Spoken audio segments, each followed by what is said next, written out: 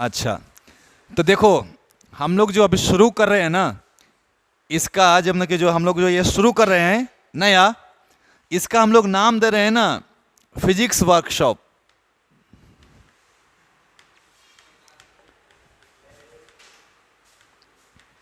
ठीक है, आज से जो हम लोग शुरू कर रहे हैं नया ट्रेंड, नाम दे रहे हैं हम लोग फिजिक्स वर्कशॉप। ठीक है, अब इसमें टारगेट मेरा क्या रहेगा, सबको पता है कि ये जो भी लेक्चर होगा इसका थ्योरी हम लोग पढ़ने वाले हैं नहीं बहुत ज़्यादा, है ना, डेरिवेशन थ्योरी ये सब पढ़ने वाले हैं नहीं। हम लोग का टारगेट जो है ना 2022 है। ठीक है, या तो नीट हो जाए या तो फिर क्या चीज़ हो जाए, जेई, यही टारगेट है इसका। तो किसी भी हालत में मेरा जेई और नीट का क्वेश्चंस जो 2022 में आएगा वो छूटना नहीं चाहिए, यही इस फिजिक्स वर्कशॉप का मोटो रहेगा। और जैसा कि मैं नाम यहाँ पे दे रहा हूँ वर्कशॉप, वर्कशॉप का मतलब होता है एकदम से पूरा ऑपरेशन की तरह हम चीड़ फाड़ करके क्वेश्चंस को करना बनाना, कि जितना भी उसका निचोड़ हो सकता है सबको देख लेना। ठीक है ना, तो हम लोग का जो है सबसे पहला जो चैप्टर हम लोग शुरू कर रहे हैं आज, कौन सा शुरू करें बताओ, इलेक्ट्रोस्टैटिक्स। इलेक्ट्रोस्टैटिक्स की अगर मैं चर्चा करूं तो हम लोग जो है पहला दिन चार्ज एंड फोर्स के बारे में चर्चा करने वाले हैं, क्या क्या क्वेश्चंस आ सकता है, कैसे कैसे आप बना सकते हो, है ना। दूसरा दिन हम लोग पूरा का पूरा किसकी चर्चा करने वाले हैं, इलेक्ट्रिक फील्ड की चर्चा करने वाले हैं, कंप्लीट पूरा इलेक्ट्रिक फील्ड। ठीक है ना। तीसरा दिन अगर बात करें हम तो इलेक्ट्रिक पोटेंशियल की चर्चा करने वाले हैं, कंप्लीट क्वेश्चंस, है ना। उसके बाद चौथा दिन जो हम लोग चर्चा करने वाले हैं, इसी में थोड़ा सा क्या चर्चा करने वाले हैं, इलेक्ट्रिक डाइपोल। अब प्लस में एक चीज इसमें ऐड कर देते हैं, कौन सा थ्योरम, गॉस थ्योरम, है ना। ये चैप्टर खत्म हो जाएगा, है ना। उसके बाद फिर यही 4 लेक्चर एक और एक्स्ट्रा जोड़ देते हैं, तो कितना लेक्चर हो गया, 5 लेक्चर्स में हम लोग इस चैप्टर को फिनिश करने वाले हैं।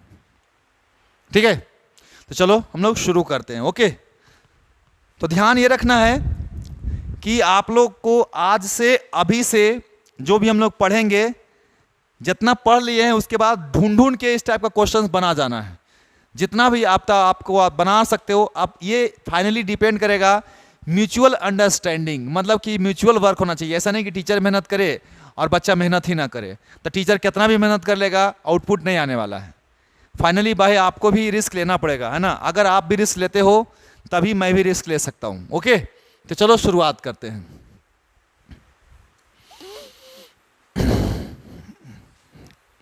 तो आप मुझे बताओ, थोड़ा सा आइडिया दो, अगर मैं चार्ज की बात करता हूं तो चार्ज क्या क्या चीज प्रोड्यूस करता है, कौन कौन सा इफेक्ट प्रोड्यूस करता है, पता है तुमको, बता सकते हो।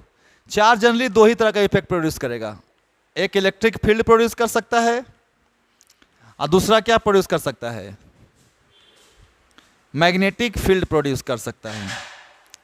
अब सोचोगे सर चार्ज इलेक्ट्रिक फील्ड तो ठीक है, समझ में आता है, मैग्नेटिक फील्ड कैसे प्रोड्यूस कर सकता है। नहीं, तो जब चार्ज क्या चीज में रहेगा, चार्ज क्या चीज रहेगा, रेस्ट में रहेगा, तो इलेक्ट्रिक फील्ड ही सिर्फ प्रोड्यूस करेगा। और अगर चार्ज क्या चीज में है, अगर मोशन में है तो इलेक्ट्रिक फील्ड और दोनों दोनों प्रोड्यूस करेगा, इलेक्ट्रिक फील्ड भी प्रोड्यूस करेगा, और क्योंकि इलेक्ट्रिक फील्ड उसका नेचर है, बाय क्या बोलते हैं, बाय मतलब कि लॉ है ये। ठीक है ना। और मोशन के कारण उसमें क्या फील्ड आ गया, एक्स्ट्रा मैग्नेटिक फील्ड, है ना। इसलिए तुम लोग इसका नाम सुना होगा, इसको बोलते हैं इलेक्ट्रोडायनेमिक्स। इसको क्या बोलते हैं, इलेक्ट्रोस्टैटिक्स। यही हम लोग चर्चा करने वाले हैं। ठीक है ना। तो चार्ज की अगर मैं बात करता हूं बच्चा, तो फंडामेंटल पार्टिकल्स है कौन, फंडामेंटल चार्ज पार्टिकल्स है कौन, फंडामेंटल चार्ज पार्टिकल्स है कौन कौन, बता सकता है, जिससे कि पूरा चार्ज मेरा डील हो सकता है। तो फंडामेंटल पार्टिकल्स कौन कौन है चार्ज के लिए? दो ही है, इलेक्ट्रॉन और प्रोटॉन, है ना। फंडामेंटल पार्टिकल्स अगर चर्चा करेंगे तो कौन कौन है? एक इलेक्ट्रॉन है और दूसरा प्रोटॉन है। इस पे चार्ज कितना होता है बताओ? -1.6 गुने 10 के पावर -19 कूलम। इस पे कितना होता है? +1.6 गुने 10 के पावर -19 कूलम। नहीं, मतलब क्या कि, लेकिन तुमको यह भी पता होगा ये कहां पे होता है? कहां होता है? जो कि स्ट्रॉन्ग फोर्स से बंधा हुआ रहता है। तो चार्ज का ट्रांसफर में भाग कौन लेगा? जो फ्री रहेगा? नहीं, तो कौन फ्री रहता है? अगर घर में आदमी है तो लेडीज मार्केटिंग करेगी? नहीं ना, लेडीज का तो मार्केटिंग होगा नहीं। किसका कौन मार्केटिंग करेगा? जेंट्स करेगा ना, क्योंकि लेडीज को बहुत सारा काम है ना, वो पूरा बंधा हुआ है। तो प्रोटॉन क्या है? सेंटर में है, न्यूक्लियस के अंदर है, वो पूरा बंधा हुआ है। अगर उसको फ्री करना होगा तो एक न्यूक्लियस को तोड़ने के लिए बहुत ज़्यादा एनर्जी चाहिए। न्यूक्लियस को तोड़ना इतना आसान नहीं है, ठीक है। जैसे कि बम हाइड्रोजन बम है ना, न्यूक्लियर बम, या फिर जो सुना होगा एटम बम। एटम बम क्या होता है? न्यूक्लियस से तो टूटता है। न्यूक्लियर फिजन फ्यूजन सुना होगा तुम लोग ना, न्यूक्लियस से तो टूटता है, और न्यूक्लियस टूटने से कितना एनर्जी रिलीज होता है सोच लो, दुनिया तबाह कर देता है। तो अगर पार्टिसिपेट कभी भी करेगा तो कौन करेगा पार्टिसिपेट? इलेक्ट्रॉन करेगा। तो इलेक्ट्रॉन लूज कर सकता है या इलेक्ट्रॉन गेन कर सकता है ना। तो जब भी पार्टिसिपेट करेगा चार्जिंग कंडीशन के लिए तो कौन करेगा? चलिए, तो है ना, तो ये हम लोग थोड़ा सा इसके बारे में जानकारी ले लेते हैं। अब देखिए ध्यान से, अगर मैं चर्चा करूं तो मैं आराम से बोल सकता हूं क्या कि सर अगर चार्ज के बारे में बात करना है आपको तो इसका ऐसा यूनिट तो तुम लोग को पता है, क्या बताओ? कूलम। इसका चीजेस यूनिट ESU, नाम सुना होगा? नहीं। अब चर्चा होती है कि 1 इलेक्ट्रॉनिक चार्ज, नहीं हो, 1 इलेक्ट्रॉनिक चार्ज। तो 1 इलेक्ट्रॉनिक चार्ज का मतलब -1.6 गुने 10 के पावर -19 कूलम होता है। नहीं, अब इसी का अगर आगे चलें तो सर इसको आप एक इलेक्ट्रॉन में, ये तो कूलम में इतना होता है, अगर मैं इसको ESU में बोलूँ तो कितना बोलूँगा? तो -4.8 into 10 to the power -10 ESU होता है ना? होता है कि नहीं होता है? अच्छा, ये तो एक इलेक्ट्रॉनिक चार्ज बराबर आ गया। तो मैं इसको ऐसे भी तो बोल सकता हूँ कि सर इसका मतलब कि एक इलेक्ट्रॉन में कितना कूलम होता है? तो मतलब कि -1.6 into 10 to the power -19 coulomb को हम लोग -4.8 into 10 to the power -10 ESU भी बोल सकते हैं। नहीं, क्या नहीं बोल सकते हैं? बोल सकते हैं, बिल्कुल। अब ये सारा डेटा इंपॉर्टेंट हो गया। तो अगर मैं यहां से एक कूलम की वैल्यू निकालना चाहूं, ये माइनस से ये माइनस क्या हो गया आपस में? तो अगर मैं एक कूलम की बात करना चाहूं, एक कूलम की बात करना चाहूं तो क्या होगा एक कूलम का मतलब? तो 4.8 इंटू 10 टू द पावर -10 और divided by into 10 to the power -19। तो ये खत्म हो गया, 3 आ गया और ऊपर भेज दोगे तो 3 गुने 10 के पावर 9 ES। नहीं, तो एक कूलम का मतलब हो गया 3 गुने 10 के पावर 9 ESU। या अगर उल्टा बोलें तो 1 ESU का मतलब हो गया 1/3 गुने 10 के पावर -9 कूलम। ये सारा है ना लार्ज चार्ज। अच्छा देखो तो कॉमर्शियल यूनिट क्या होता है? कॉमर्शियल यूनिट क्या होता है? कॉमर्शियल यूनिट तो जनरली एम्पियर आवर बोलते हैं। अच्छा तुमको ये पता है ना सबको कि सर 1 कूलम का मतलब 1 एम्पियर सेकेंड भी तो बोल सकते हैं। अगर 1 एम्पियर का करंट 1 सेकेंड के लिए फ्लो हो जाएगा तो 1 कूलम चार्ज के बराबर होगा कि नहीं होगा? लॉजिक समझ में आ रहा है मेरा? अगर 1 एम्पियर का करंट कितना सेकेंड के लिए, 1 सेकेंड के लिए अगर फ्लो कर दे तो कितना चार्ज फ्लो हो जाएगा? 1 कूलम। नहीं, इसको मैं ऐसे कॉमर्शियली बोलूँ तो 1 कूलम को हम लोग लिख सकते हैं, इसको अगर मैं आवर में कन्वर्ट करना चाहूँ तो नहीं, एम्पियर आवर, समझते हो ना, एम्पियर आवर है ना, तो मतलब कि आप लिख सकते हो 1 एम्पियर आवर।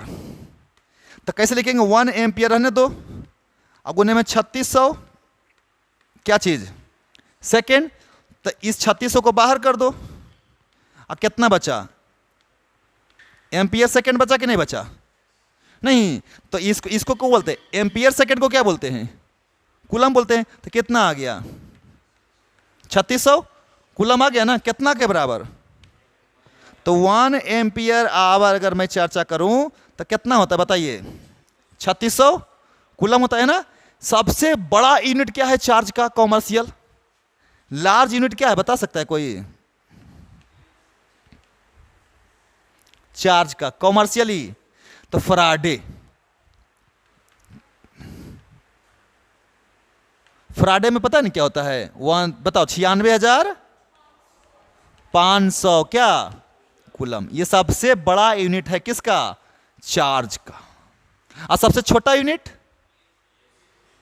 ESU से भी छोटा होता है, फ्रैंकलिन। हाँ, ESU से भी छोटा होता है कौन, फ्रैंकलिन, ठीक है। चलिए, तो ये हमारा अभी तक जो भी लिखे सब किसके बारे में लिखा, सिर्फ यूनिट है ये। हाँ बोल, चार्ज कैसे इंड्यूस होता है,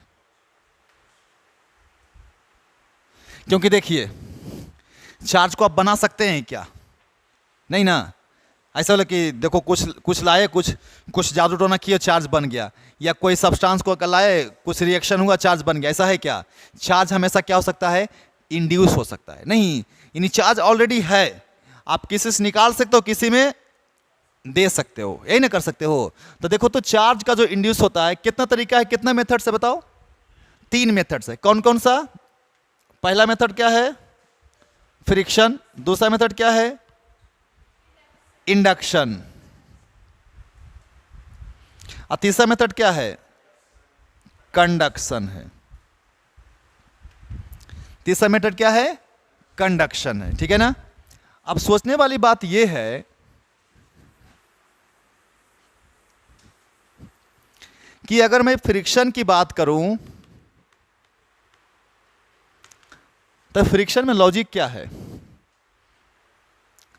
मतलब कि 2 सब्सटेंस को क्या किया जाएगा, रब किया जाएगा, ठीक है।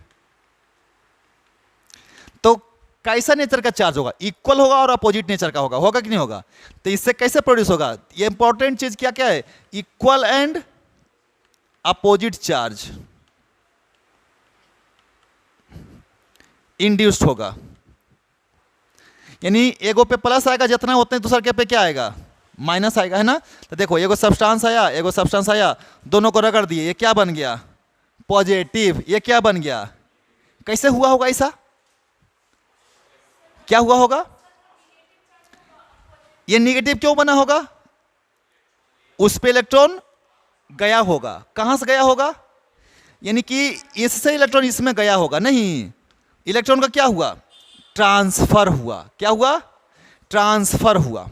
अब सोचिए कि एक से इलेक्ट्रॉन निकल रहा है और दूसरे में इलेक्ट्रॉन जा रहा है, समझ में आए बात को। तो इसका पीछे क्या लॉजिक होना चाहिए, तो सर पहला लॉजिक तो ये होना चाहिए कि ये अगर ए है और ये कौन है, तो पहला कंडीशन तो होना चाहिए कि वर्क फंक्शन जो होगा,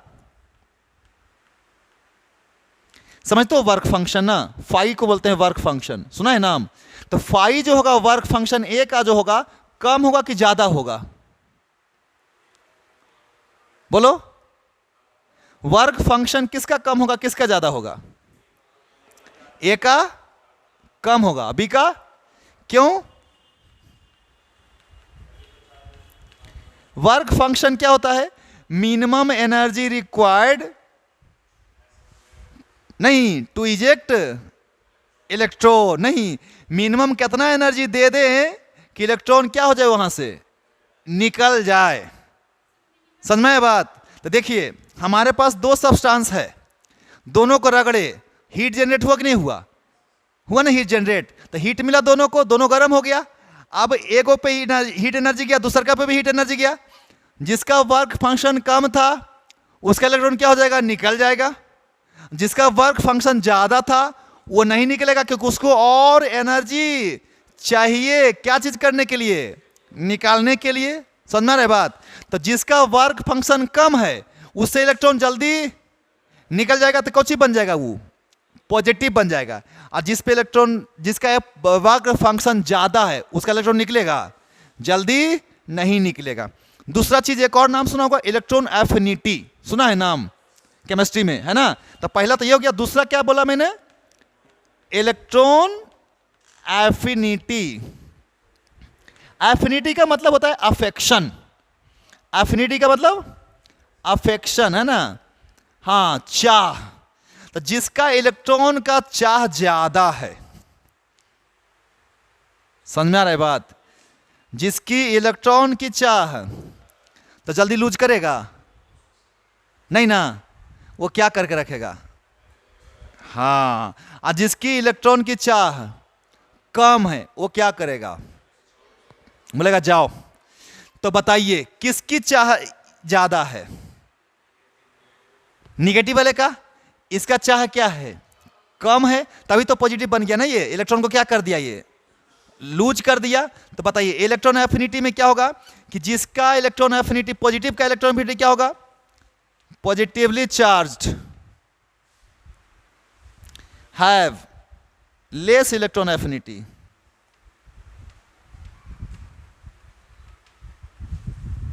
हाँ या ना? और निगेटिवली चार्ज का क्या होगा?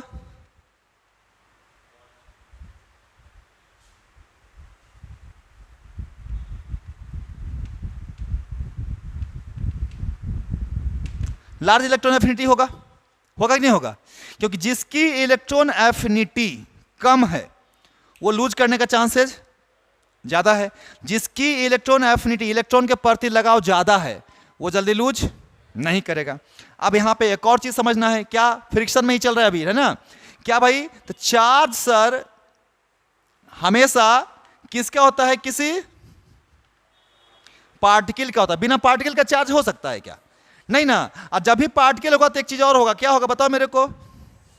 मास होगा ही होगा, क्योंकि चार्ज किसके पास हो सकता है? पार्टिकल के पास। और जब भी पार्टिकल है तो मास तो कुछ ना कुछ तो होगा, चाहे इलेक्ट्रॉन हो चाहे प्रोटॉन हो। हाँ या ना?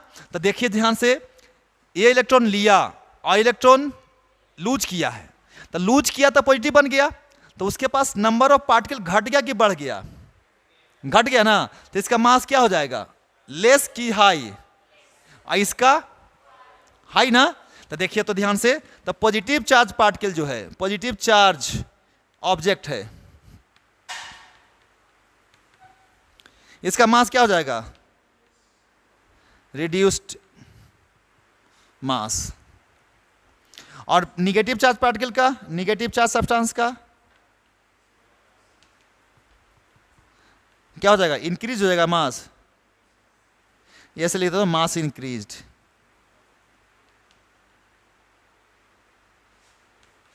मतलब अगर तुमसे कोई क्वेश्चन पूछे कि in case of charging mass decreases, mass increases, remains same, may increase, may decrease, कौन सा ऑप्शन होना चाहिए?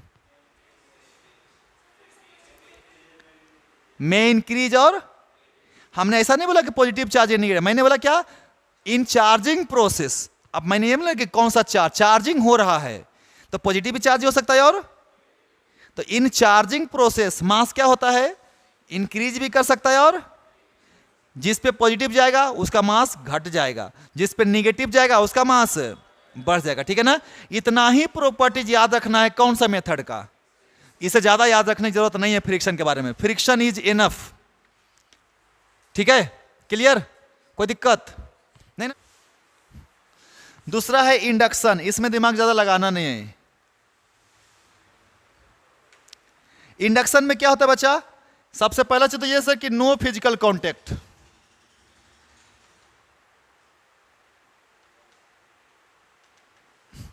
क्या एक बॉडी दूसरे बॉडी को टच करती है? नहीं ना। और कैसा होता है? इसमें भी कैसा चार्ज इंड्यूस होता है? अपोजिट चार्ज इंड्यूस होता है। कैसा होता है? अपोजिट चार्ज क्या होता है? इंड्यूस्ड होता है। यह भी ध्यान रखना है। और इक्वल क्या अनइक्वल? इक्वल क्या अनइक्वल? इक्वल चार्ज होता है। लेकिन यहां पे एक कंडीशन है, अगर उसको तुमने ध्यान रखना है, अगर आपने उसको फिर हटा दिया तो फिर से क्या बन जाएगा, बॉडी न्यूट्रल बन जाएगा। फिर से बॉडी कैसा बन जाएगा?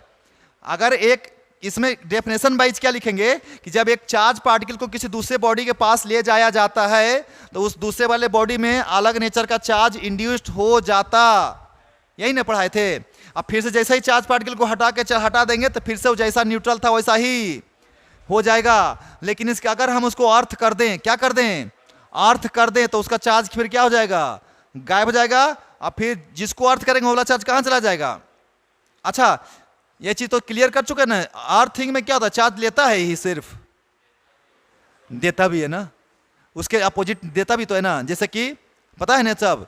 चलिए, तो इसमें ज्यादा दिमाग नहीं लगाना है, इसमें तो तुमको आएगा नहीं। कौन सा आएगा? कंडक्शन से क्वेश्चन आया हुआ है, कंडक्शन से पूछा जाता है। तो कंडक्शन क्या है बता सकता है कोई? क्या है बताओ मेरे को तुम।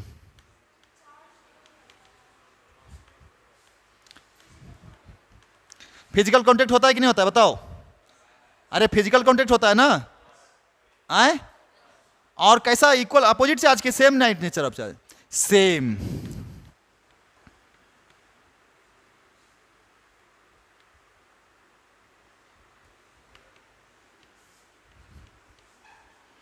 सेम नेचर ऑफ चार्ज क्या होता है? ट्रांसफर होता है। चलिए तो सही है, इतना तक तो कोई दिक्कत नहीं है। लेकिन अब मुझे बताओ जरा सा तुम लोग कि सेम नेचर ऑफ चार्ज तो चला गया, लेकिन समझना यह है कि अब यहां देखिए, अगर मैं तुमको बोलूं कि इफ बोथ ऑब्जेक्ट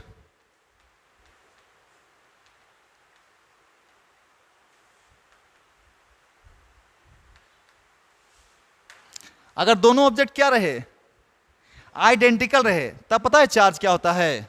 इस कंडीशन में चार्ज क्या होता है बताओ जल्दी से आप फटाफट। इक्वली डिस्ट्रीब्यूट हो जाता है।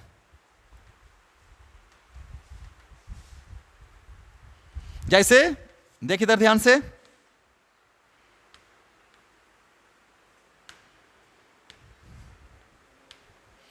इसको कितना चार्ज दिया तुमने? Q। इसको कितना चार्ज दिया? कितना चार्ज है? 0 है, यानी ये चार्ज है और ये अनचार्ज है। दोनों को सटा दिए हम, है ना, ये दोनों को क्या किए? सटा दिए, मतलब कि सटा दिए या क्या चीज से जोड़ देते हैं बताइए? तार से जोड़ देते हैं। तब इस पे चार्ज कितना आ गया? Small q। इससे भी कितना चार्ज आएगा? सेम चार्ज आएगा। आएगा कि नहीं आएगा? क्यों आएगा सेम चार्ज बताओ? क्योंकि दोनों कैसा है? आइडेंटिकल है। तो भी जब हमारा आइडेंटिकल हो तो दोनों पे इक्वल चार्ज जाता। क्लियर है? कोई दिक्कत नहीं ना? तो इस पे अगर Q आएगा तो इस पे भी कितना आएगा? Q आएगा। और यहां पे मोशन उसन हो रहा है क्या? नहीं ना, रेस्ट में है ना। तो चार्ज क्या रहता है यहां पे? फॉर आइसोलेटेड सिस्टम, बहुत इंपॉर्टेंट ये टर्म है, ये वर्ड का मीनिंग आइसोलेटेड सिस्टम। चार्ज हमेशा क्या रहता है? कंजर्व रहता है, कंजर्व होता है। आइसोलेटेड समझते हो? जब उसको किसी और दूसरे से कोई लेना देना। देख ये हमारा एक आइसोलेटेड सिस्टम है, इसी दोनों को मतलब है आपस में। यहां भी एक आइसोलेटेड सिस्टम है कि नहीं है?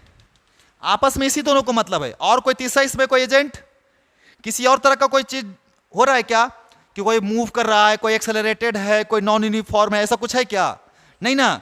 तो अगर ऐसा है कि एकदम कंप्लीट आइसोलेटेड है, या यूं कहें कि रेस्ट में है, चलो सबसे आसान लिख देते हैं, आइसोलेटेड सिस्टम है और क्या चीज में है बताओ? रेस्ट में है, कोई मोशन में नहीं है, तब चार्ज हमेशा क्या रहेगा? कंजर्व रहेगा। आइसोलेटेड होना चाहिए।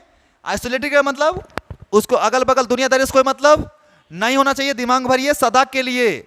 और अगर रेस्ट में है तो चार्ज क्या रहेगा उस दोनों, उसका बॉडी का, हमेशा बॉडी का, सिस्टम का, सिस्टम का, है ना, आइसोलेटेड सिस्टम का क्या रहेगा? तो ये दो ऑब्जेक्ट मिलकर के सिस्टम बनाया नहीं। तो इनिशियल चार्ज कितना है? Q प्लस क्यू आई बराबर क्या हो जाएगा? Q final. तो शुरू में एक के पास चार्ज था, कितना चार्ज था? अब बाद में कई गो के पास चला गया चार्ज, 2 गो के पास चला गया, क्यू दोनों पे इक्वल क्या अपोजिट, सॉरी इक्वल या अनइक्वल, तो बाद में कितना स्मॉल क्यू प्लस, तो बताओ मेरे को क्यू बराबर कितना आ गया, तो क्यू निकल गया कितना, क्यू बाय 2, है ना। चलो ये तो समझ में आना चाहिए, आसान है। तो ये कंडक्शन का प्रॉपर्टीज है। अभी इसमें और चलते हैं हम लोग, ये मिटा सकते हैं आए। अब देखिए सुनिएगा ध्यान से, क्या हुआ, अब देखिए ध्यान से समझिए, इसके पास और इसके पास, ठीक है, इसके पास है क्यू चार्ज और इसके पास है माइनस क्यू चार्ज। सुन रहे हो ना मैं क्या बोल रहा हूं, इसके पास है, इसके पास है, मैंने तुमको बोला कि 25% ऑफ ए है ना ट्रांसफर कर दिया किसको, बी। अब फाइनल चार्ज बताओ,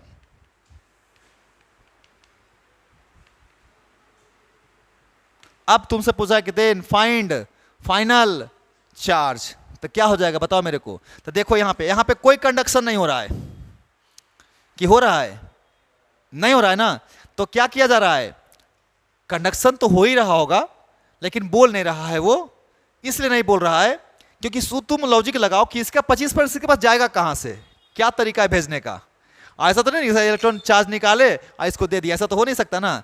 पक्का इसको क्या चीज से जोड़ेंगे, तार से जोड़ देंगे और इसको छोड़ देंगे सब दिन के लिए, तो कब तक जाएगा, कब तक जाएगा चार्ज, जब तक कि पोटेंशियल ना इक्वल हो जाए। दिमाग में भाई चार्ज का कोई महत्व नहीं है यहाँ पे, एक्चुअली में हो क्या रहा है, दोनों का कंडीशन में पोटेंशियल बराबर हो जा रहा है, तो कब तक जाएगा चार्ज, जब तक कि दोनों का, लेकिन यहाँ पे पोटेंशियल से कोई मतलब नहीं है, सीधे बोल रहा है कि इसका चार्ज जिस वक्त ऐसा लगेगा कि हाँ इसका 25% किसके अंदर जा चुका है, इसमें जा चुका है, तार को क्या कर दिया गया होगा, डिस्कनेक्ट कर दिया गया होगा, नहीं तो इसका 25% चार्ज किस में चला गया, बी में चला गया ना। तो आप दोनों पे चार्ज निकालना, तो कितना कितना हो जाएगा बताओ, इस पे चार्ज कितना हो जाएगा और इस पे चार्ज कितना हो जाएगा बताइए मेरे को आप। तो इसमें कितना था पहले, Q था, अब 25% क्या हो गया, तो Q माइनस 25% कितना होता है, Q/4 होता है ना, चौथाई, तो कितना आ गया, प्लस में कि माइनस में। अब इसमें पहले कितना था और एक्स्ट्रा आ गया ना, कितना आ गया ना Q/4, इसका Q/4 इसमें घटा और उधर जा करके, समझ में आया कि नहीं, बोलो, तो कितना आ गया इस पे चार्ज। अब मैं जो तुमको बताता हूं, अगर मैं तुम इसका 25% इसके पास आ गया तब क्या होता बताओ, चलो निकालो, सेम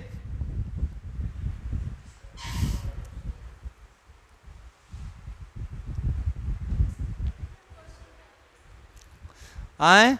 अरे तुमको तो क्यों आ गई बैठने के लिए, तुमको बोल चुके हैं कि हम पढ़ाएंगे इसमें तेजी से, ये तेजी से पढ़ाएंगे, इसमें हम नहीं झूलना झूलने वाले हैं, ठीक है ना।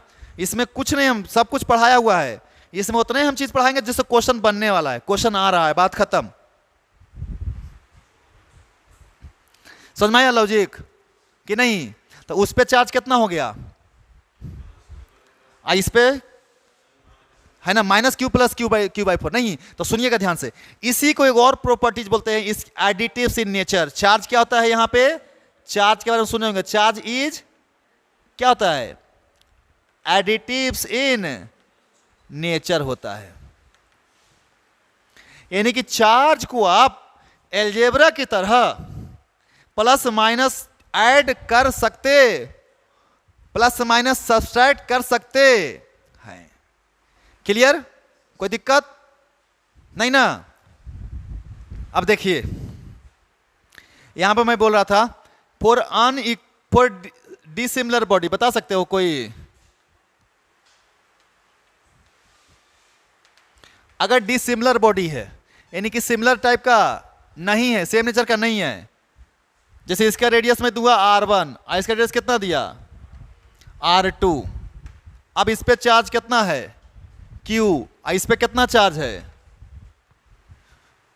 0। अब हम क्या किए, दोनों को वायर से जोड़ दी। अब दोनों को क्या किए, ऐसे जोड़ दिए। अब क्या होगा बताओ मेरे को, इस पे कितना आ जाएगा Q1 हो जाएगा ना, इस पे कितना हो जाएगा Q2 हो जाएगा ना। क्यों हो जाएगा Q1 Q2 आए, क्योंकि रेडियस क्या है डिफरेंट है नहीं। तो इसका क्या कंडीशन रहेगा, कब तक जाएगा चार्ज। यानी इसमें कॉन्सेप्ट क्या है कि फाइनल पोटेंशियल जो होगा विल बी सेम होगा। मतलब कहने का चार्ज इक्वल हो या ना हो, बट क्या चीज सेम रहने वाला है, पोटेंशियल क्या होने वाला है, सेम होने वाला है। कोई दिक्कत, पोटेंशियल क्या रहने वाला है, सेम रहने वाला है। तो ये मिटा सकते हैं हम लोग, आए।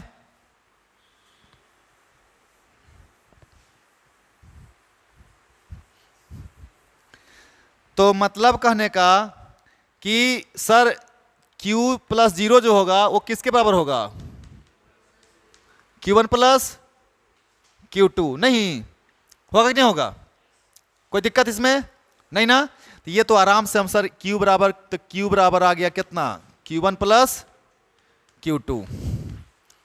अब पोटेंशियल दोनों का क्या होना चाहिए, तो V1 किसके बराबर होगा, V2 के बराबर होगा नहीं।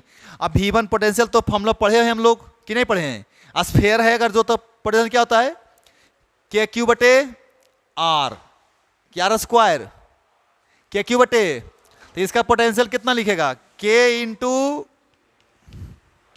Q1 बटे, इसका क्या लिखेगा K इंटू, तो K से क्या क्या हो गया, तो Q1 बटे बराबर हुआ कितना Q2 बटे R2। नहीं, इसका मतलब ये कि सर अगर मैं बात करूं Q1 के जगह पे, तो Q2 बटे R2 इंटू में कितना आ रहा है R1 आ रहा है। नहीं, अगर रेडियस कम है तो चार्ज भी कम होगा, रेडियस ज़्यादा है तो चार्ज भी नहीं होगा ज़्यादा, कि नहीं होगा, बिल्कुल होगा।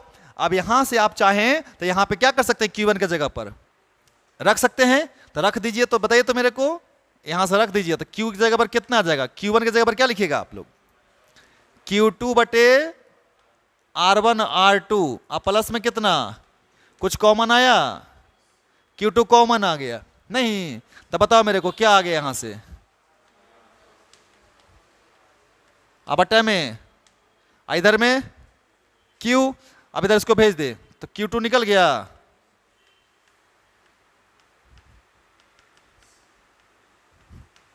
तो अब यहीं से Q1 भी निकाल लेंगे डायरेक्ट, तो इसलिए Q1 भी कितना आ जाएगा बताइए, R1 ना, R1 प्लस, इसको तो कोई मतलब है नहीं है इसको दुनियादारी से,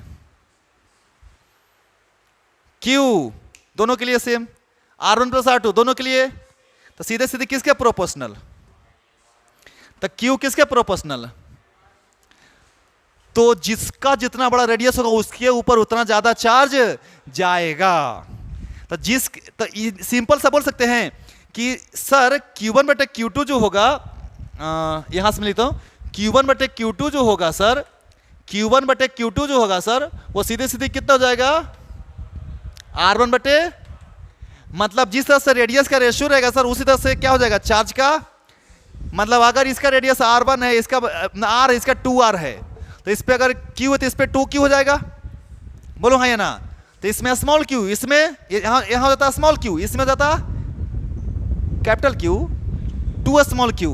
तो टोटल चार्ज कितना होता है small Q plus 2 small Q, 3 small Q बराबर कितना जाता Q। तो स्मॉल Q की वैल्यू कितनी आ जाती Q बाई 3, Q बाई 3। अगर ये रेडियस होता R, ये होता 3.5 R, तो सीधी सीधी इसमें बताओ Q, तो इसमें 3.5 Q, तो दोनों जोड़ का कितना होता 4.5 Q, और 4.5 Q बराबर कितना कैपिटल Q। तो स्मॉल Q की वैल्यू कितनी आ जाती Q बटे, मतलब अगर तुमको ये रेशियो पता है दिमाग के अंदर, ठंडा दिमाग से अगर ये घुसा हुआ है, तो हम लोग फटाक सा चार्ज कितना कितना जाएगा क्या कर सकते हैं, दिमाग के अंदर ही घुमा सकते हैं, नहीं हमको ज्यादा कैलकुलेशन करने की जरूरत नहीं है।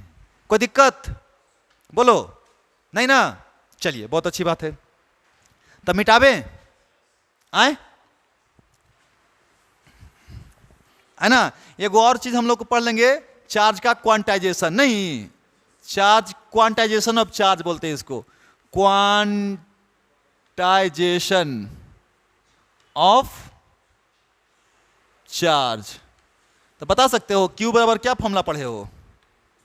N इंटू ई, नहीं मतलब हुआ कि Q बराबर N तो रहेगा ही सर, और यहां पे 1.6 × 10 के पावर -19 कूलम ना, ये हमेशा फिक्स हो गया। यानी N क्या हो सकता है? 1 2 3 4 5, यानी जब भी Q को भागा देंगे आप 1.6 × 10⁻90 से, तो क्या मिलना चाहिए मेरे को? क्या मिलना चाहिए? इंटीजर ही मिलना चाहिए, अदरवाइज कभी भी। तो देखिए इसको आप भूल जाइए, 10 के पावर -19 को, जब भी यहां पे टोटल चार्ज किसी बॉडी पे होगा तो 1.6 का मल्टीपल ही होगा। 1.6 का मल्टीपल कौन हो सकता है? 3.2, और कौन सकता है? और है ना 8.0, समझ में आपको 9 पॉइंट। जब भी कोई किसी बॉडी पे चार्ज होगा, पूछेगा कि which of charge is not possible, कौन सा चार्ज पॉसिबल नहीं है, तो देख लेना कौन सा चार्ज 1.6 का मल्टीपल नहीं है ना। जो 1.6 का मल्टीपल नहीं है वो कभी भी आंसर नहीं हो सकता है। क्लियर है? कोई दिक्कत नहीं? चलिए बहुत अच्छी बात है। तो यहां तक तो हम लोग चार्ज के बारे में जानकारी ले लिए। चार्ज के बारे में और कोई जानकारी नहीं होना चाहिए, ठीक है ना। जैसे कि जितना बताया गया है इतना आपको पता होना चाहिए। अब समझिए बात को, जो इंपॉर्टेंट अब आता है Coulomb's law.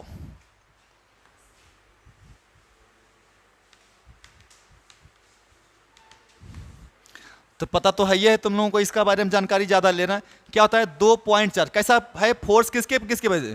Force on 2 point charge. ध्यान रखना है ये वर्ड का नाम। कैसा चार्ज है? पॉइंट चार्ज है।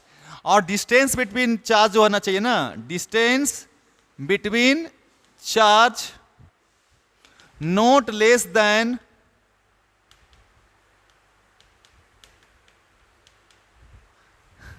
10⁻15 मीटर। इसीलिए न्यूक्लियस का रेडियस भी कितना होता है? उससे भी अगर कम हो गया डिस्टेंस तो कूलम्स लॉ वैलिड नहीं होगा। तो कूलम्स लॉ वैलिड कहां तक हो सकता है? ज्यादा ज्यादा तो एटम के किसके? न्यूक्लियस के से, उससे छोटा नहीं होना चाहिए ना। एटम के न्यूक्लियस से छोटा अगर डिस्टेंस है तो 2 चार्ज माना ही नहीं जाएगा, उसको क्या माना जाएगा? एक ही चार्ज माना जाएगा, और फिर हमारा कूलम्स लॉ वैलिड नहीं होगा, है ना। तो क्या होता है बताओ तो मेरे को Coulomb's law? K × Q1 × Q2 बटा में क्या चीज? इसमें तो कोई दिक्कत नहीं है किसी को। K को क्या बोलते हैं हम लोग? कूलम्स कांस्टेंट बोलते हैं। यहां पे तो शॉर्टकट में चलते हैं। क्या भाई अगर मान लीजिए कि 4 एयर है या फिर क्या है बताओ? वैक्यूम है, तो K का वैल्यू कितना होता है बताओ? 1/4 पाई एप्सिलॉन नॉट होता है, पता है ना। इसका वैल्यू कितना होता है? 9 × 10 के पावर 9। और यूनिट भी लिख देता हूं, क्या यूनिट बताओ फटाफट? न्यूटन मीटर स्क्वायर बटे में कूलम स्क्वायर। और सीजीएस में पता है ना क्या होता है? K का वैल्यू क्या होता है? 1 होता है। क्या होता है? 1। क्या चीज? डाइन सेंटीमीटर स्क्वायर बटे में, हाँ कूलम में लिखो, यस यू, ठीक है, सिंपल सी बात है, 1 होता है, ठीक है ना। अब आगे चलते हैं। तो ये तो हो गया। अच्छा, फॉर मीडियम के लिए क्या होता है? फॉर मीडियम K का वैल्यू कितना था बताओ? Sorry, epsilon not into epsilon r ना, या एप्सिलॉन आर, या इसको एक और नाम जानते हैं, इसको बोलते हैं रिलेटिव परमिटिविटी। हाँ, रिलेटिव परमिटिविटी नहीं, या फिर और क्या जानते हैं इसको बताओ तो? Dielectric constant. इसीलिए जानता है, फॉर मेटल्स अगर रहेगा ना, मेटल्स अगर रहेगा यहाँ पे, तो के की वैल्यू पता है कितना होता है आए? तो अगर दो चार्ज को जोड़ दिए ना तार मेटल वायर से, तो दोनों चार्ज इसलिए एक एक जुड़ जाता है, फिर उसमें फोर्स लगना बंद हो जाएगा। फोर्स कितना जाएगा दो चार्ज के बीच में? दो चार्ज को तार से जोड़ दिए हैं और आर दूरी पे रखा हुआ है, पूछेगा बताइए दोनों को फोर्स, दोनों के बीच का फोर्स कितना, बोलिएगा फोर्स 0। क्यों? क्योंकि मेटल वायर से जुड़ा हुआ है, और मेटल वायर के लिए डाइलेक्ट्रिक कांस्टेंट कितना होता है? मेटल के लिए इनफाइनाइट नहीं। तो देखिए, तो ध्यान से यहां पे हम लोग लिखते हैं इसको, है ना। चलो मिटा दूं? हाँ, अरे सर क्या, ये तो पढ़ा हुआ है। क्यों बताओ बउआ, जल्दी सा फोर्स का फॉर्मूला लिख। 1/Q1 इंटू बटा में, और F मीडियम बोल 1/,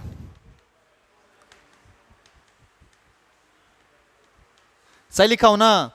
तो इसको बाहर कर दो, 1/εr बाहर आ गया, इसको बाहर कर सकते हैं। बाकी क्या बचा? 1/4π Q1 Q2 और बटे में r² ना। ये किसका फोर्स है? एयर का ना। तो F मीडियम क्या कितना आ गया? F एयर बटा में एप्सिलॉन नोट, या फिर इसको ऐसे बोल सकते हैं F एयर बटा में। तो मीडियम का फोर्स बढ़ता है कि घटता है? घटता है कि बढ़ता है? दो चार्ज हवा में है, दो चार्ज पानी में है, फोर्स किस में ज्यादा लगेगा? हवा में। मीडियम लम क्या लगेगा? कम लगेगा। नहीं, क्या लगेगा? कम लगेगा, है ना। रेशियो हो जाता है आपका। मिटा सकता हूं इसको? बोलो आप जरा बताइए मेरे को, डिस्टेंस वाला फॉर्मूला बताओ जी। अगर मैं तुमको बोलूं कि देखिए ध्यान से, Q1 और क्या चीज कितना डिस्टेंस है बताइए? R, और इसके बीच का फोर्स कितना है? F। अगर मैं तुमको बोलूं कि दो चार्ज को रख दिए हैं, क्या चीज में? क्या चीज में रख दिए हैं? मीडियम में, यानी डिस्टेंस कितना हो गया है? RM। और फोर्स अभी भी क्या है? F है।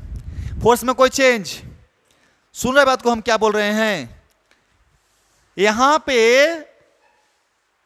मीडियम का डिस्टेंस और एयर का डिस्टेंस क्या है बउआ? देख, एयर के लिए भी फॉर्मूला में डिस्टेंस कितना है? R। और मीडियम के लिए भी डिस्टेंस कितना है? तो यहां पे चार्ज के बीच का सेपरेशन में कोई चेंज, क्या चीज में चेंज हुआ है? सिर्फ मीडियम में चेंज हुआ है। लेकिन यहां पे क्या किए हैं बताओ? देखो क्या किए हैं बताओ? हमने फोर्स को क्या रखा है? सेम रखा है। और क्या चीज को चेंज कर दिया है? डिस्टेंस को चेंज कर दिया है। मीडियम तो अभी भी है ये है। तो बताइए कैसे क्या करेंगे? इसका फॉर्मूला लिखिए, इसका F का फॉर्मूला लिखिए। कितना लिखेगा F का फॉर्मूला? के नहीं लिखिए, Q1 Q2 बटा में 4πε0r का स्क्वायर लिखोगे। यहां पे बताओ, इसका बताओ फॉर्मूला F का बताओ कितना? 1/4πε0r इंटू में Q1 Q2 और बटा में किसका स्क्वायर? RM का। और तुम बोल रहे हो कि सर डिस्टेंस का बताइए रिलेशन, कि अगर हवा में है तो पानी में कितना होगा, या पानी में है तो हवा में कितना होगा, लेकिन फोर्स में कोई चेंज नहीं हो। There is no change in force. Here there is change in, but there is no change in separation radius. चलिए तो बताइए दोनों फोर्स को इक्वल करिए। तो Q1 Q2 बटा 4πε0r स्क्वायर बराबर में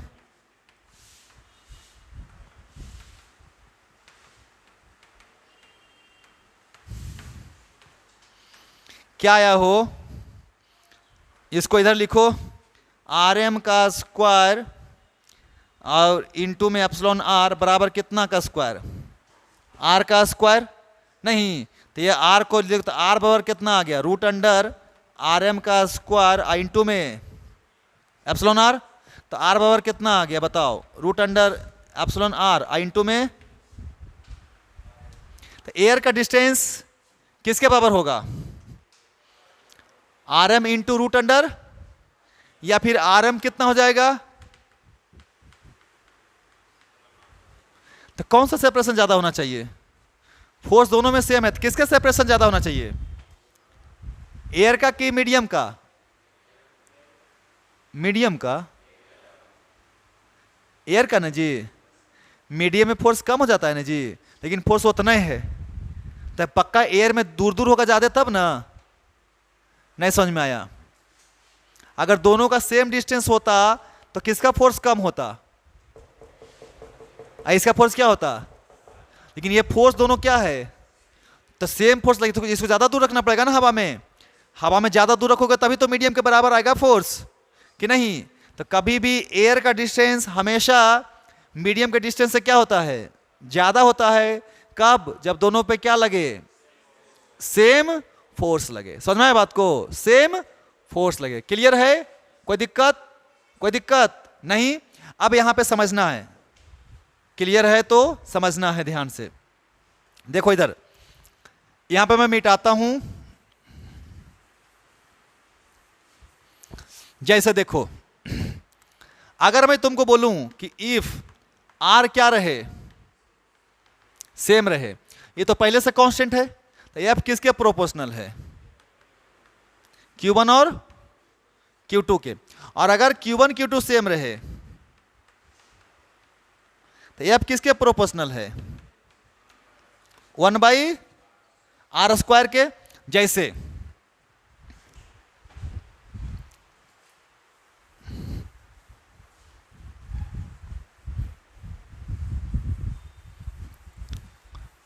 देखिए ध्यान से, पूछ रहा है एक बॉडी था, एक दूसरा ऑब्जेक्ट है, ठीक है ना, एक बॉडी ए है, दूसरा बॉडी बी है।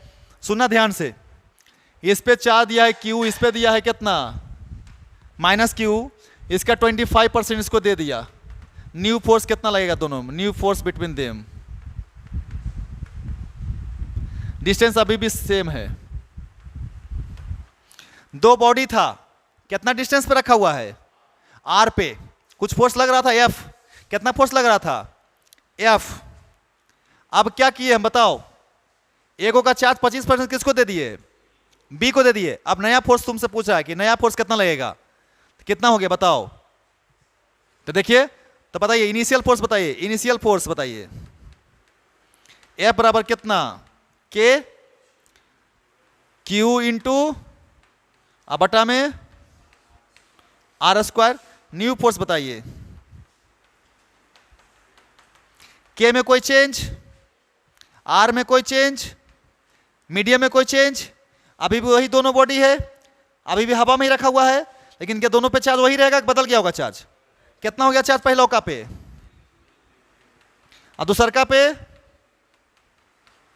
याद है ना, अभी भी करवाए थे ना नहीं, तो कितना कितना हो गया बताओ, 3Q/4 और कितना, हाँ, तो एफ डैश की वैल्यू निकालना है, तो यहां से 3 × 3 और 4 × 4 बाहर कर दीजिए, इस पे डिपेंड करेगा नहीं ना, तो कितना आ जाएगा, 3 × 3 और 4 × 4 और क्या बचा,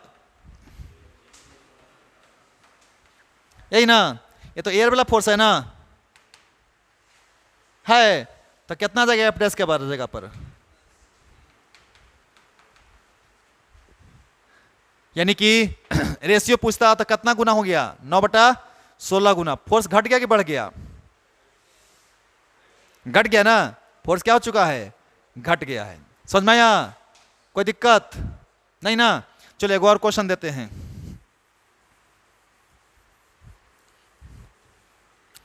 चल बताओ,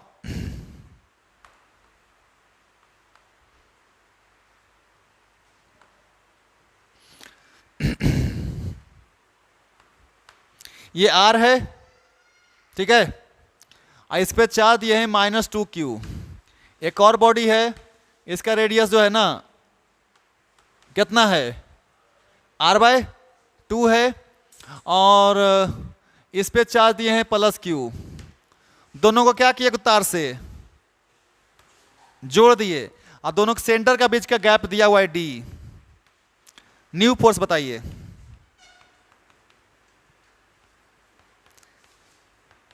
पता चला क्वेश्चन क्या है?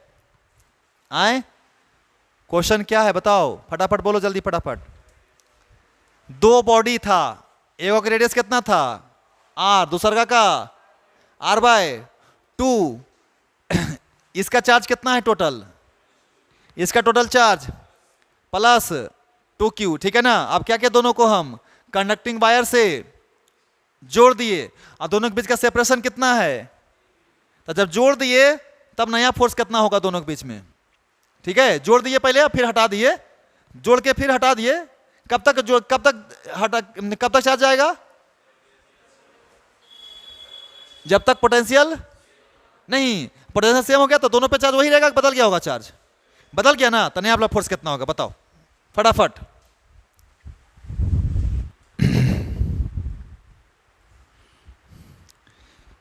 क्या होगा बालक बताओ, इस पे कितना चार्ज आ गया,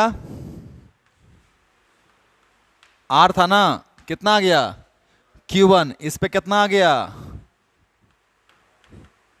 कितना आ गया q2। दोनों का पोटेंशियल क्या रहेगा, सेम रहेगा, और टोटल चार्ज भी सेम रहेगा। तो पहले इनिशियल चार्ज पर कितना है इसका, -2q, और प्लस में यहाँ पे कितना आया total, -q is equal to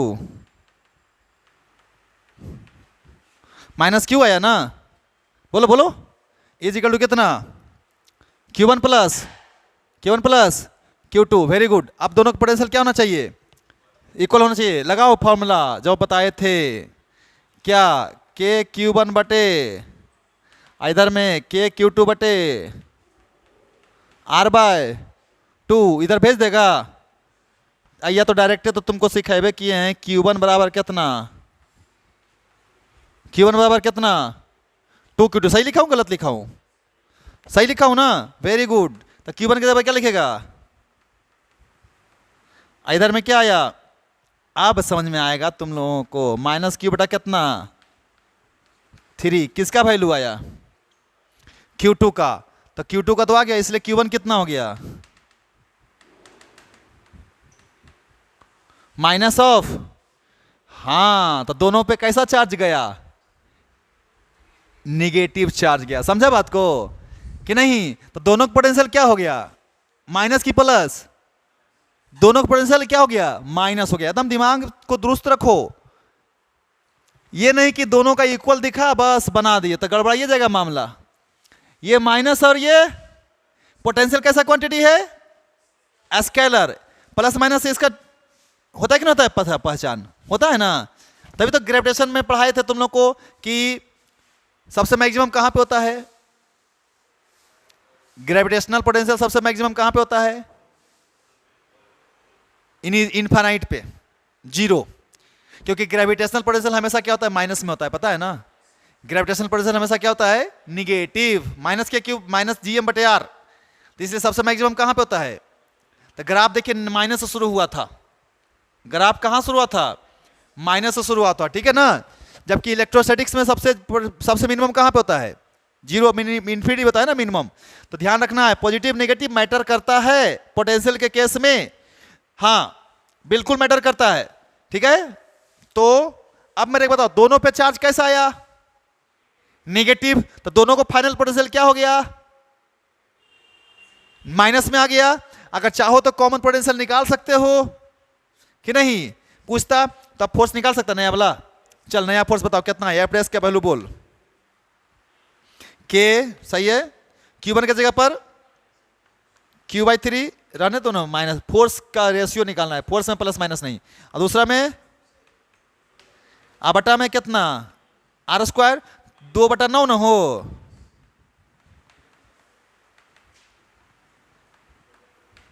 ये हो गया f डैश। f बताओ, f बताओ, f बताओ, f बताओ, r नहीं, f बताओ, f बताओ, f बताओ, के इंटू क्यू इंटू 2q बटे डी स्क्वायर, हाँ है ना। हाँ तुम ये बोल सकता है कि सर एक काम करिए, पहले बना लेता हूं, 2k/q² बटा में कितना डी स्क्वायर, तो 2 इधर ले लेगा ना, तो सीधे सीधे एफ डैश बराबर कितना जाएगा, एफ बटा खाली 9 बचेगा, खाली 9 बचेगा। 2k/q² बटे डी स्क्वायर की जगह पर कौन सी हो जाएगा, 2k/q² बटे डी स्क्वायर की जगह पर कौन हो जाएगा, एफ हो जाएगा। तो यहां पे खाली 9 बचेगा नीचे में, तो क्या एफ डैश कितना आ जाएगा, एफ डैश बराबर कितना, एफ बाय, हाँ ये बोल सकता है सर फोर्स कितना को घट गया, कितना टाइम्स हो गया, 9 टाइम्स घट गया ना। ये बोल सकते सर पहले था दोनों में अट्रैक्टिव, अब हो गया कैसा फोर्स, रिपल्सिव। नहीं समझ में आ रहा है, पहले एगो कैसा है, दूसर का बाद में क्या हो गया, दोनों नेगेटिव, तो फोर्स कैसा हो गया है, रिपल्सिव हो गया। तो पहले था अट्रैक्टिव, बाद में हो गया रिपल्सिव, बट फोर्स तो चेंज हुआ, नेचर भी चेंज हुआ, वैल्यू भी चेंज हुआ। क्लियर है, एकदम थोड़ा सा भी डाउट नहीं रखना है, उतारना है।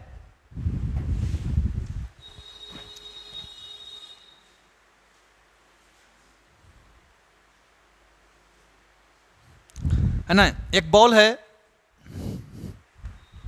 ठीक है, डी डिस्टेंस पे है और इसका चार्ज है +8 माइक्रोकूलम, और दूसर का पे है कितना, -8 माइक्रोकूलम। और ये एक दूसरे से क्या कर रहा है, अट्रैक्ट कर रहा है, ठीक है, attract with F, attract with force F. बोला कि अगर मैं इफ +4 माइक्रोकूलम दोनों को दे दूं, देन न्यू फोर्स बताओ, जल्दी बताओ, बन जाएगा तो बताओ।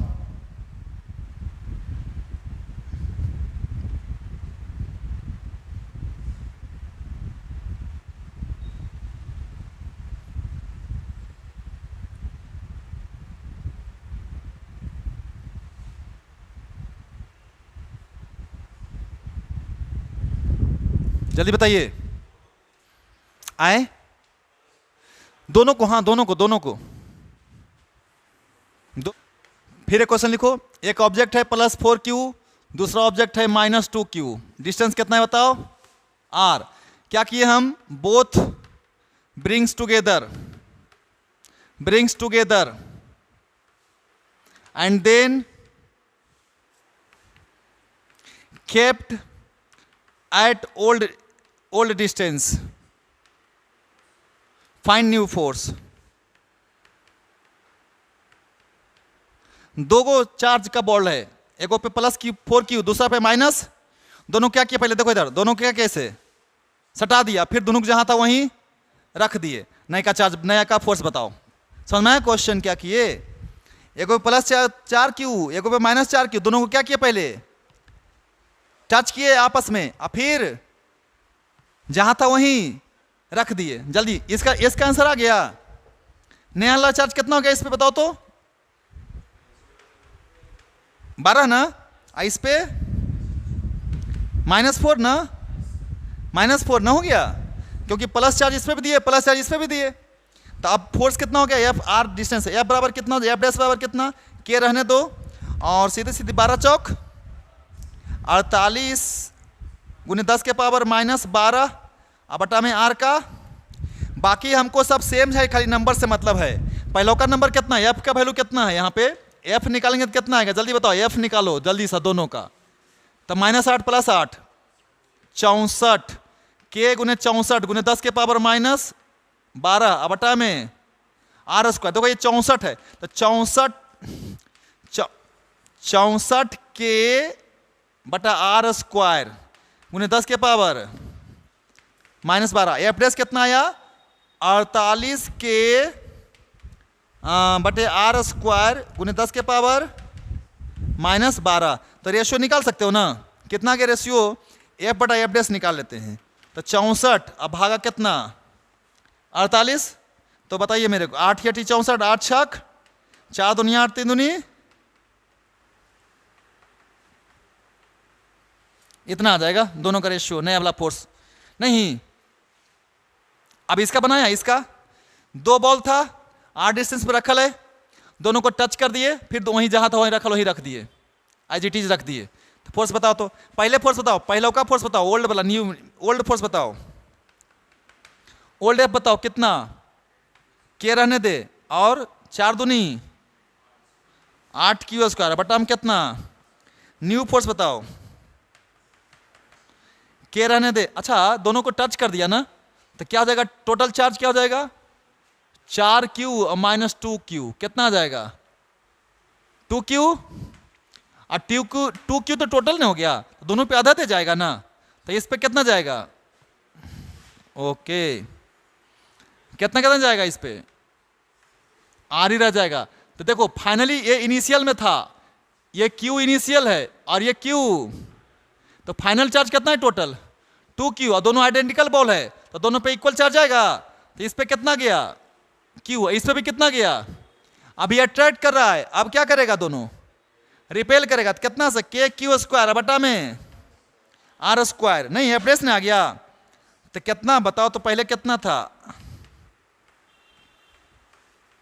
8KQ, नहीं तो घट गया ना जी, पहले 8 गुना ज्यादा था, अब क्या हो चुका है, कम हो चुका है, तो एफ कितना हो चुका है, F/8, इसमें 8 नहीं ना, इसमें नहीं ना है, तो 8 से भागा देंगे तब तो आएगा, ऊपर 8 नीचे 8 तो उतार लो, है ना, 2 चार्ज है प्लस 2Q, दोनों के बीच का डिस्टेंस है D, है ना, where a third charge Q is placed, है ना, such that the system becomes system will be in equilibrium.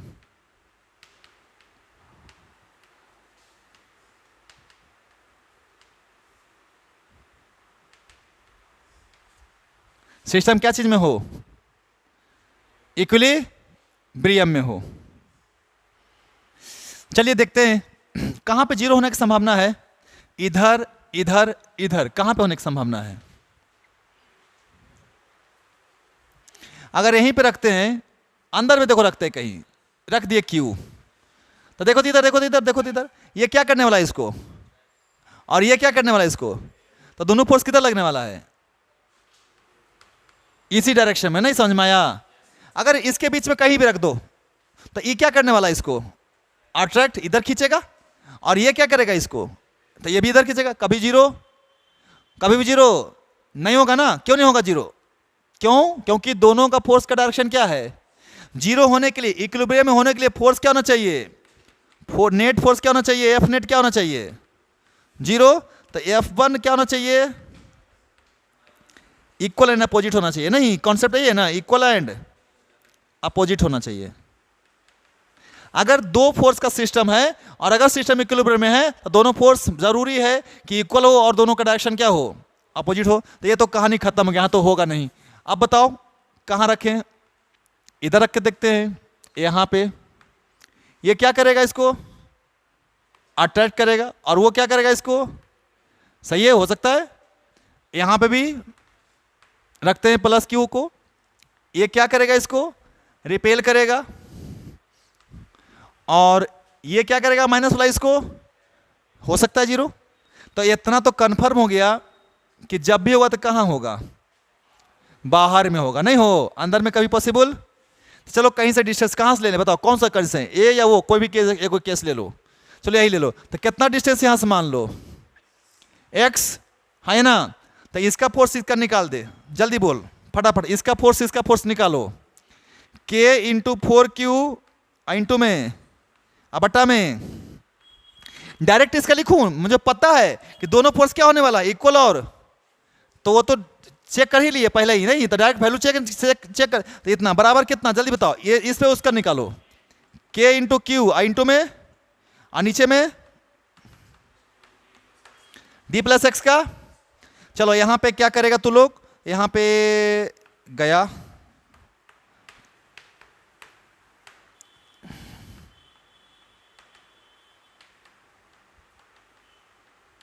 सही लिखा हूं कि गलत लिखा हूं?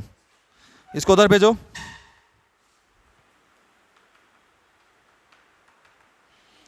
आ गया x बटा कितना बराबर कितना √2। अब देखिए यहां पे, अगर तुम चाहता है, सुनिएगा ध्यान से, अगर आप चाहते हैं कि सर मेरा एक ही रूट आवे, आप लोग मैथमेटिक्स वाले तो खास करके ध्यान रखोगे कि कभी भी बच्चा कोई ऐसा इक्वेशन मत बनाना जिसे रूट गायब हो। सुन रहे मेरे बात को, मैं क्या बोलना चाह रहा हूं? कभी भी गलती से भी ऐसा इक्वेशन नहीं बनाने की कोशिश कीजिएगा जिसमें रूट क्या हो, गायब होने का संभावना हो। रूट गायब होने का संभावना आ गया, आपका इक्वेशन बना चाहिए था क्वाड्रेटिक, बना दिए क्या, एक रूट गया आपका, तो दोनों आंसर नहीं आएगा, एगो ई आता एगो ई आता, दोनों आ जाता। कब दोनों आ जाता? जब क्या बनाता क्वाड्रेटिक, तो तुमको पता चल रहा है कि दोनों पोजीशन पॉसिबल है। लेकिन अब तुम्हारा कई गो पोजीशन पॉसिबल है, सिर्फ एक ही पोजीशन पॉसिबल है। तो कभी भी गलती नहीं करिएगा कि रूट्स गायब करने की कोशिश कीजिएगा। अभी आप जल्दीबाजी में तो कर सकते हैं रूट गायब, क्योंकि यहाँ पे देखेगा क्यों ऑप्शन निकालना रहेगा, तो आराम से पढ़ लोगे। लेकिन अगर ऐसे ही जनरल बनाना हो तो कभी भी रूट्स गायब नहीं करना है, ठीक है ना? समझ में आ रहा है बात? ओके, तो चल, तो जैसा भी तुमको इच्छा हो, अगर रूट नहीं गायब करना है तो क्या करेगा तू, दोनों तरफ गुना करेगा, खोलेगा, हाँ या ना? अब फिर क्वाड्रेटिक आएगा, उसको क्या करेगा, सॉल्व करेगा, तो डी की वैल्यू आ जाएगी, है ना? तो कर लेते हैं, बताओ तो इसको लिखते हैं यहाँ पे, क्या करेगा बताओ तो, 2 उधर आने दो, d² x², 2dx, इधर में x², सही लिखा हूँ? तो इधर मल्टीप्लाई करो, 2x² प्लस 2d² प्लस 2 × 2 कितना 4dx, इधर में x², इसको इधर भेजो, 2x² में x हो गया, क्या बचा x² प्लस 4dx, अब प्लस में कितना बराबर 0, x बराबर कितना -4d plus minus root under 16d² -4, 4 दूनी 8d, अब बटा में कितना 2, ऐसे करके आंसर आएगा ना? हो, अरे 2 आएगा ना, तो नहीं गायब करना, 2 आएगा इससे समझ जाइए कि एगो माइनस में आएगा, एगो क्या चीज में आएगा, प्लस में आएगा, आंसर आ जाएगा। समझ में आया? दोनों पोजीशन आपका निकल जाएगा वहां से। क्लियर? कोई दिक्कत नहीं। और अगर ए को चाहिए तो यहां से हटा दो रूट्स, सीधे सीधे रूट्स हटा दो, एगो इक्वेशन मिलेगा ना? हो, ओके।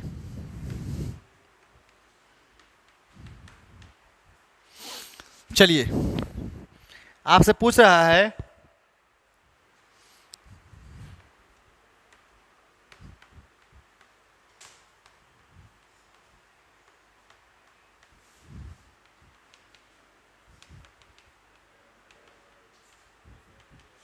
Find net force.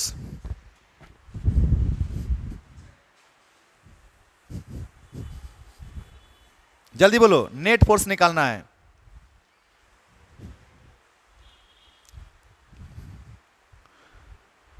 कहां पे निकालेगा नेट फोर्स? यहां पे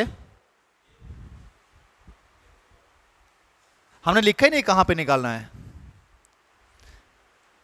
हम सिर्फ नेट फोर्स ऑफ सिस्टम पूछ रहे हैं। समझ में आया मेरा कहने का मतलब बात? नहीं, यानी कि इसका नेट फोर्स बताओ कितना है, कितना फोर्स लग रहा है? 0। कैसे लग रहा है 0?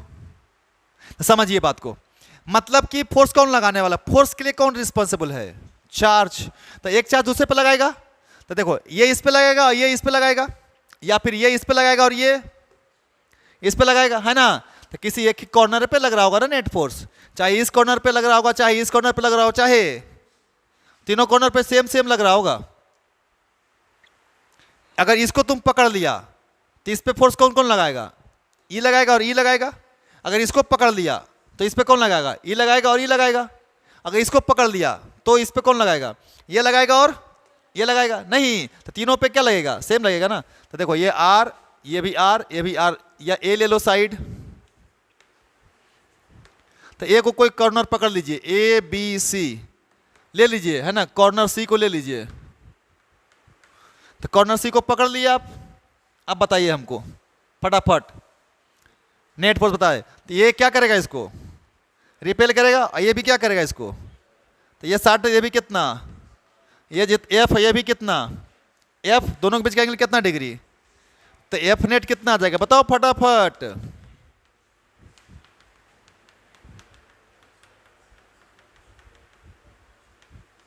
सही लिख रहा हूं ना, तो कितना 2f स्क्वायर प्लस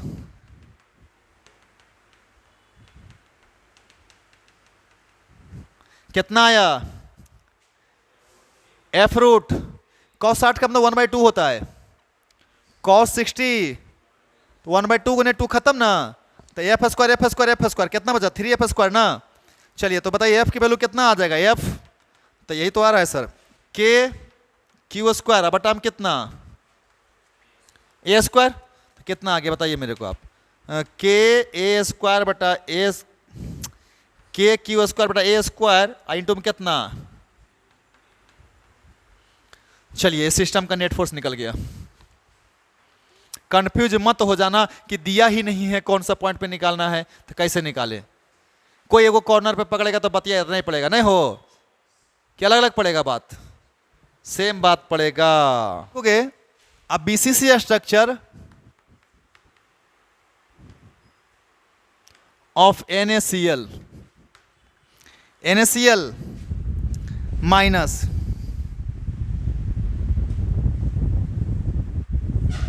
अब BCC structure of NaCl minus, ठीक है, is shown, find net force on system. चलिए बीसीसी स्ट्रक्चर बॉडी सेंटर्ड, तो कै गो एटम होता है बीसीसी में, कै गो बीसीसी में कई एटम जी,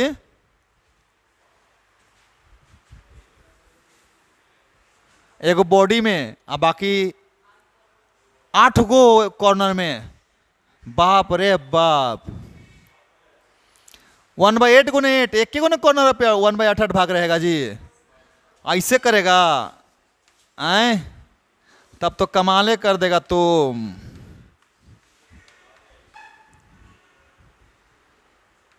Cl माइनस है और सब कॉर्नर पे कौन है,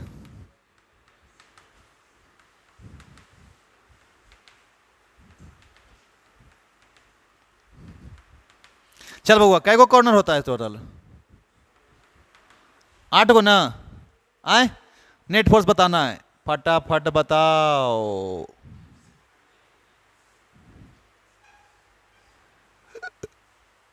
मेरी बात बना लोगे ये, आए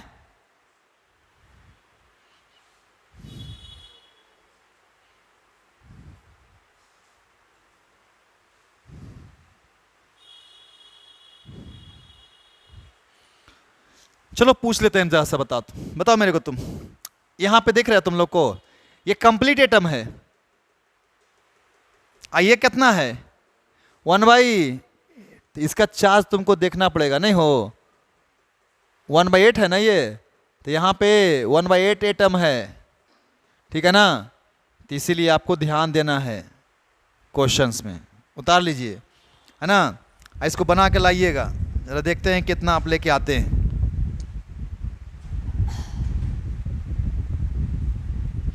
है ना। नेट फोर्स निकालना है, Cl माइनस पे निकालना है net force, 5 point charges, 5 point charges each of plus q, 5 point charges each of plus q are placed regular hexagon of side कितना l, regular hexagon of side कितना l, 5 को दिया है l, the magnitude of the force on a point of charge minus q coulomb at the centre,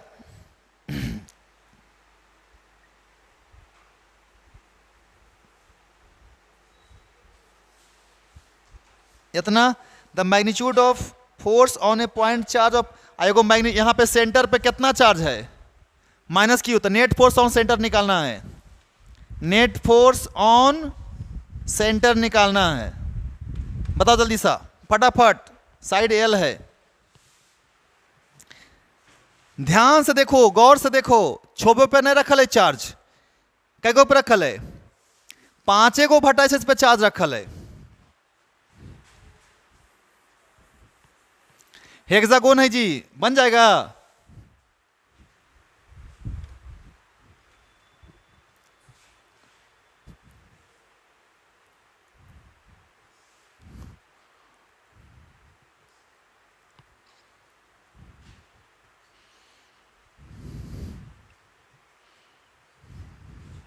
देखो तो shortcut बताते हैं। देख इधर, ये माइनस क्यू है, ये क्या करेगा, इधर अट्रैक्ट करेगा, तो जस्ट उससे सामने इधर है कि नहीं है, तो ये भी अट्रैक्ट कर लेगा ना, तो इसका क्या हो जाएगा आपस में, ई वाला कई गो था जी, अरे दे दो ना तुम 5 गो। अब बताओ ई क्या करेगा, इसको इधर खींचेगा तो इसके सामने एक और मिलेगा वर्टेक्स, इधर खींच लेगा, ये दोनों क्या हो जाएगा। अब ये इधर इसको खींचेगा तो इधर है खींचने वाला कोई नहीं ना, तो फोर्स कौन होगा, सिर्फ इसी कारण होगा फोर्स, बाकी सब क्या होगा। हाँ तो बताओ फोर्स कितना हो जाएगा, F बराबर कितना, और नीचे में साइड एल होगा ना जी, पता है ना, रेगुलर हेक्सागोन है, तो कैसा ट्रायंगल बनेगा, कैसा ट्रायंगल बनेगा, तो ये एल, तो ये भी एल, तो ये भी कितना एल, तो यही ना डिस्टेंस है, तो डिस्टेंस कितना बराबर है एल, सीधे सीधे एल स्क्वायर। क्लियर है कि नहीं क्लियर है, क्लियर है। चलिए तो बहुत अच्छी बात है।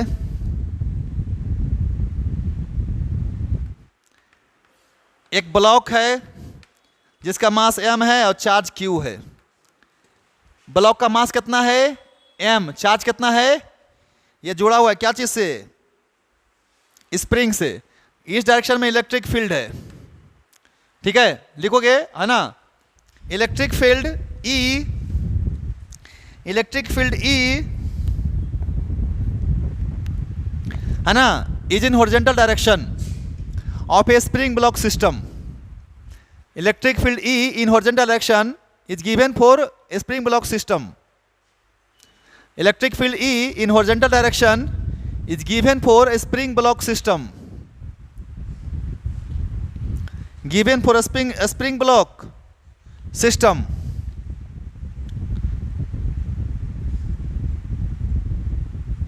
और ब्लॉक इज रिलीज्ड, ब्लॉक को क्या कर दिया गया, छोड़ दिया गया, ब्लॉक इज रिलीज्ड, ठीक है। तो which option is incorrect, which option is incorrect. तो चल इधर देख, पहला में बॉडी विल एग्जीक्यूट SHM, पहला क्वेश्चन। दूसरा option time period of oscillation is, time period बराबर 2 पाई अंडर रूट m/k। तीसरा option amplitude of oscillation, amplitude of oscillation is QE/k। और चौथा body will oxalate but not simple harmonically.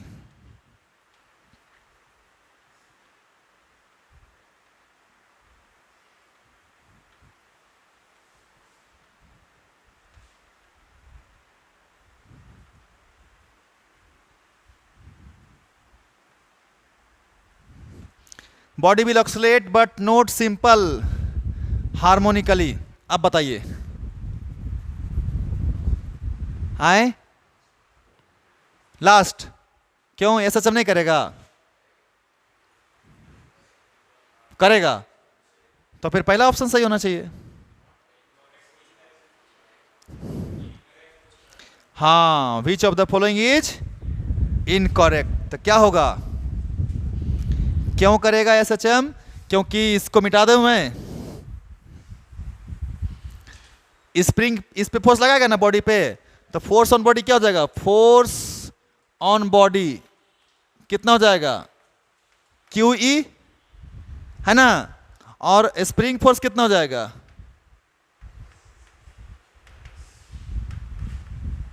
के x, कितना हो जाएगा, के एक्स ना हो।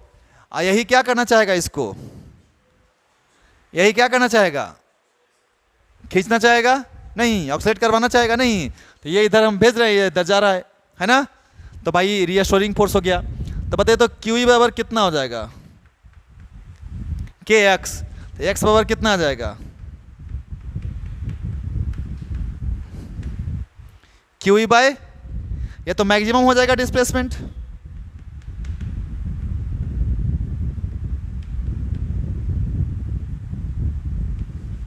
क्या जाएगा, ये मैक्सिमम डिस्प्लेसमेंट हो जाएगा, नहीं हो जाएगा मैक्सिमम डिस्प्लेसमेंट। अच्छा, और यहां पे रीअश्योरिंग फोर्स कौन है, के एक्स है ना, के एक्स किसके बराबर होगा, एम ए बराबर कितना, नहीं तो ए बराबर कितना, के एक्स बाई एम, तो समझ भी करता है तुम लोग, ये ओमेगा स्क्वायर बराबर क्या आ जाएगा,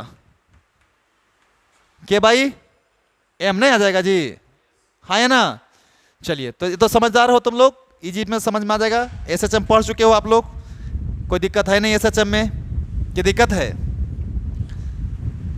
चलिए, बहुत अच्छी बात है। क्वेश्चन है, a charge block is projected on rough horizontal surface. Charge block है एक, ये रफ सरफेस है। Charge block is projected on rough surface, mass कितना एम, चार्ज कितना क्यू, ठीक है, with initial velocity v naught, ठीक है, with initial velocity v naught. सुनो ध्यान से, charge block is projected on rough horizontal surface with speed v naught, the value of coefficient of friction if the kinetic energy of block remains constant. तो बताइए कि इधर की तरफ electric field है, ठीक है, और काइनेटिक एनर्जी क्या रह रहा है, हमेशा काइनेटिक एनर्जी क्या रह रहा है, कांस्टेंट रह रहा है, ठीक है। तो पूछ रहा है कि बताइए क्या चीज की वैल्यू, फ्रिक्शन कोएफिशिएंट निकालिए।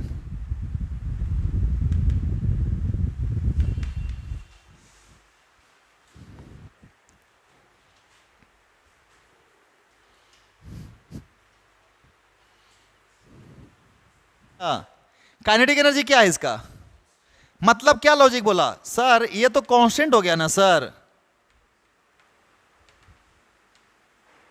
तो सर बी नोट की वैल्यू क्या रहेगा हमेशा, आए, अब वेलोसिटी जब कांस्टेंट होता है तो बता चुके हैं एक्सेशन कितना होता है, तो नेट फोर्स कितना है बॉल पे, अब फोर्स लगा कौन रहा है, इधर लगा रहा है, कितना फोर्स लगा रहा है, और उसको रोक कौन रहा होगा, वेरी गुड, फ्रिक्शन। अब फ्रिक्शन उतना डेवलप हो रहा होगा जितना कि क्यू ही हो रहा होगा, नहीं, ताकि नेट फोर्स कितना है ब्लॉक पे, तो जितना स्पीड से जा रहा उतने से नहीं, समझ में आया। फ्रिक्शन जितना रोकना चाहेगा उतना कौन लेके जा रहा है उसको, इलेक्ट्रिक फील्ड, नहीं, तो इलेक्ट्रिक फील्ड उसको क्या कर रहा है, फ्रिक्शन को नेग्लेक्ट कर दे रहा है। तो बॉडी का वेलोसिटी घट, अगर नहीं इलेक्ट्रिक फील्ड छोड़ देता तो धीरे धीरे स्पीड से क्या होना शुरू हो जाता, घटना शुरू होता है। कौन घटाता है इसको, फ्रिक्शन घटाता है। लेकिन बोल रहा है कि काइनेटिक एनर्जी क्या है इसका, कांस्टेंट।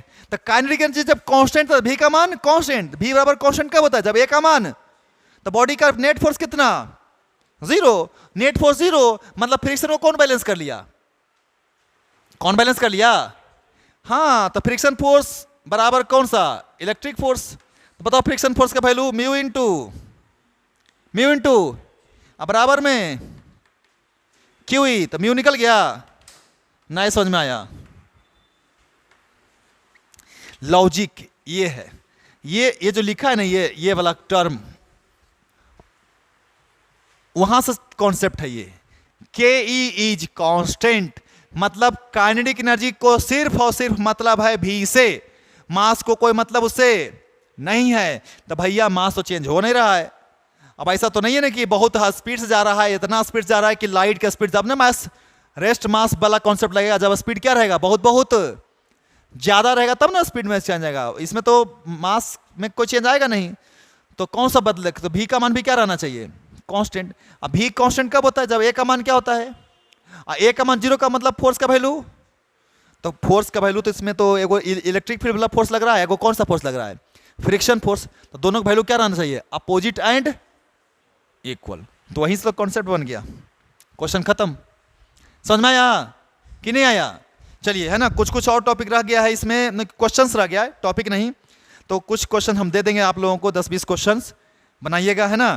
हम लोग का काम है, इसका क्या काम है फिर से सुन लीजिए, कुछ नहीं काम है, जितना तरह का क्वेश्चन आ सकता है क्वेश्चन बना करके धुआं उड़ाना है, क्वेश्चन नहीं छूटना चाहिए, बात खत्म। आइए